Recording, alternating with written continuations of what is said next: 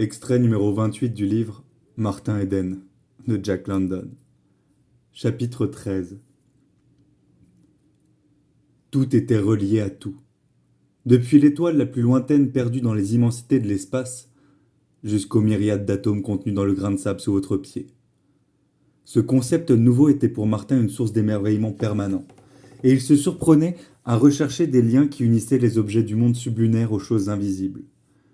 Il dressait des listes d'objets parfaitement disparates, et était malheureux tant qu'il n'avait pas identifié les liens qui existaient entre l'amour, la poésie, un tremblement de terre, le feu, les serpents à sonnettes, les arcs-en-ciel, les pierres précieuses, les monstruosités, les couchers de soleil, le rugissement des lions, le gaz d'éclairage, le cannibalisme, la beauté, le meurtre, les amants, le pivot et le tabac.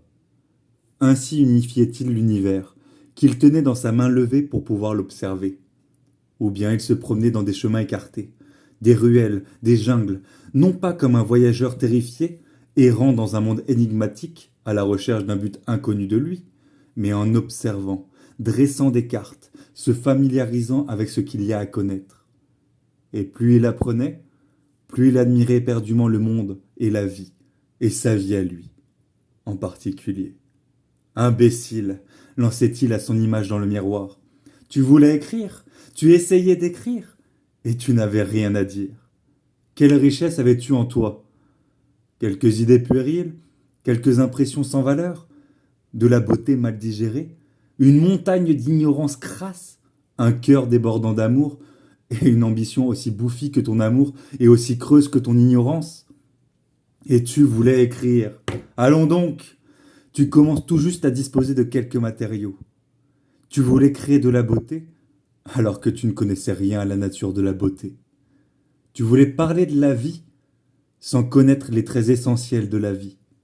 Tu voulais parler du monde et de l'ordre des choses, alors que le monde était pour toi un casse-tête chinois, et que tu n'aurais pu parler que de ton ignorance de l'ordre des choses. Mais ne te décourage pas, Martin. Tu finiras bien par écrire, mon petit gars.